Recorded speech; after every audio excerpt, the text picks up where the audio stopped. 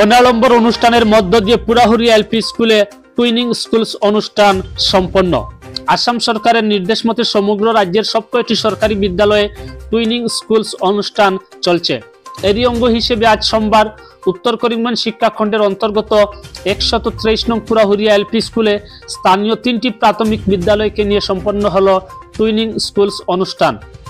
এতে আমন্ত্রিত স্কুল হিসেবে অংশগ্রহণ করেছে 849 নং ওয়াসিল চৌধুরী এলপি স্কুল ও সুপ্রাকান্দি পাঠশালা।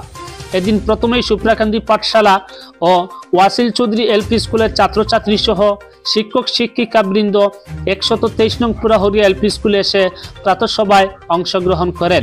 3টি বিদ্যালয়ের পড়ুয়ারা একত্রিত হওয়ার ফলে তাদের মধ্যে দেখা যায় বিপুল উৎসাহ উদ্দীপনা।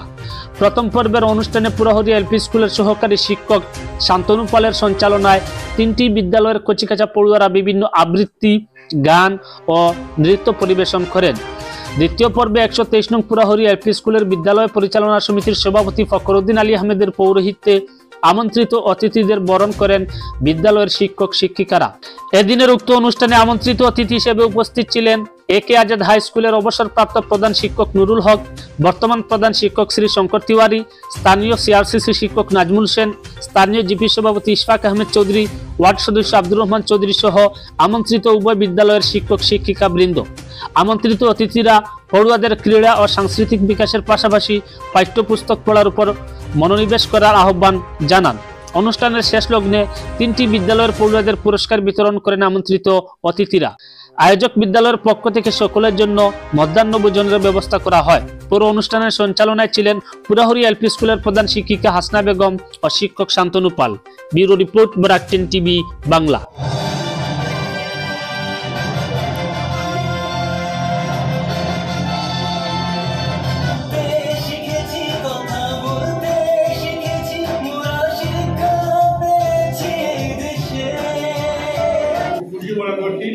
ভাগ্যক্রমে হঠাৎ আসি অবশ্যই দেখলাম যে প্রোগ্রামটা খুব সুন্দর, খুব ফ্রুটফুল।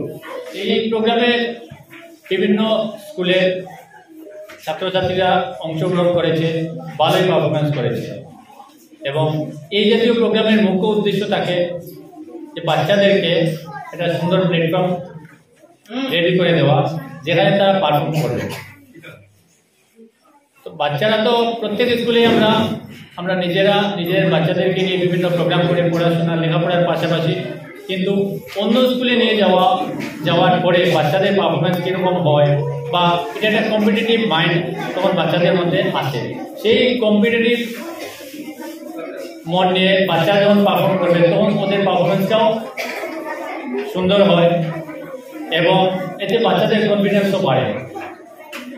আগে এই স্কোপটা থাকতো না, কিন্তু ইদানিং সরকারের তরফ থেকে এই ব্যাপারে প্রয়োজনীয় ব্যবস্থাটি গ্রহণ করা হয় এবং স্কুল অথরিটিকেও বলা হয় তারা যাতে প্রোগ্রামটা অ্যারেঞ্জ করে।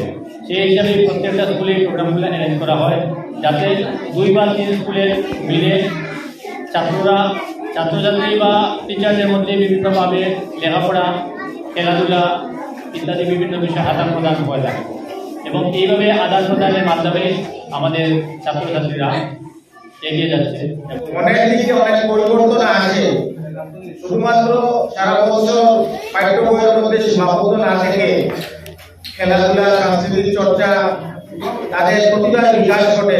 আজকে যারা বিভিন্ন প্রতিযোগিতামূলক অংশগ্রহণ করেছে তাদের মধ্যে একটা প্রতিযোগী ভাব আসবে এবং ভবিষ্যতে আজকে হয়তো একটা ছোট্ট পরিবেশে তারা পরিবেশন করেছে, কিন্তু ধাপে ধাপে তারা হয়তো আমরা ভবিষ্যতে এই 3টে স্কুলের যারা ছাত্রছাত্রী আজকে অংশগ্রহণ করেছে তারা ভবিষ্যতে হয়তো একজন ভালো নৃত্যশিল্পী হতে পারে, একজন ভালো আবৃত্তিকার হতে পারে, একজন ভালো গায়ক হতে পারে। তাই আমি মনে করি এই ধরনের অনুষ্ঠানের প্রয়োজনীয়তা হয়েছে এবং সরকার যে উদ্যোগ নিয়েছে তাও আমরা প্রশংসার যোগ্য। তাই আজকের এই পরিবেশে আমি আমার বক্তব্য আর দীর্ঘায়িত না করে যারা আজকে প্রতিযোগী, যারা বিজয়ী হবে, যারা প্রতিযোগিতায় অংশগ্রহণ করনি তাদেরকে আমি বলবো আগামী দিনে তোমরাও যেটুকু প্রতিভা রয়েছে তোমরাও অংশগ্রহণ করবে।